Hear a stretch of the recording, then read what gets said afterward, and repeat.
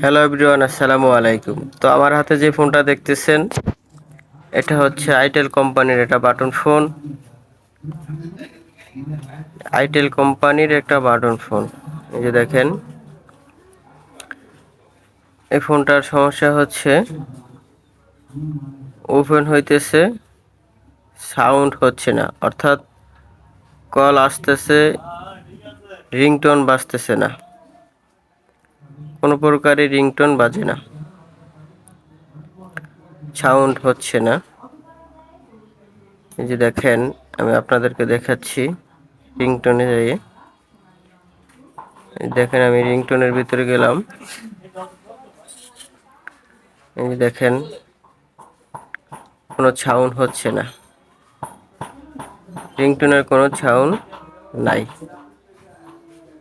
রিংটোনের ভলিউমও ফুল দেওয়া আছে। এই দেখেন, রিংটোন ভলিউমও ফুল আছে, কিন্তু রিংটোন বাজতেছে না। তো আমরা আজকে এই কাজটা সমাধান করব।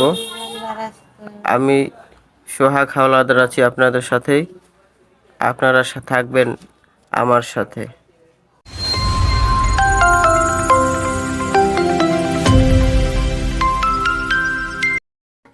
আলহামদুলিল্লাহ, ইন্টুর পরে আমরা আবারও চলে আসলাম মূল কাজে। তো আমাদের আজকের মূল কাজ হলো, সর্বপ্রথম আমরা আইসির উপরে এই যে টিনটা আছে এটাকে উঠাবো। এটাকে উঠানোর পরে আমি খুব আস্তে আস্তে ভালোভাবে আপনাদেরকে বোঝানোর চেষ্টা করতেছি। রজন দিয়ে এটাকে সিপিইউটাকে হিট দিতে হবে। সিপিইউটা হিট দেওয়ার পরে হালকাভাবে নাড়া দিতে হবে। সিপিইউটা হালকাভাবে নাড়া দিতে হবে। নাড়া দেওয়ার পরে যদি আপনার সাউন্ডটা আসে তো ভালো কথা, আর যদি না আসে তাহলে সিপিইউটাই চেঞ্জ করতে হবে।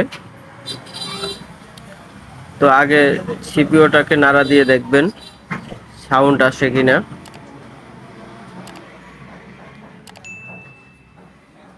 আমি এখন সেটটাকে ওপেন করব, দেখবো সাউন্ড আসে কিনা।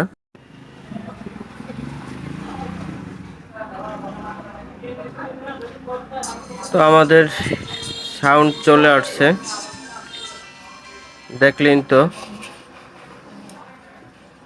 এই ফোনটার স্পিকার লাইন সবই ঠিক ছিল, কিন্তু সাউন্ড হচ্ছিল না।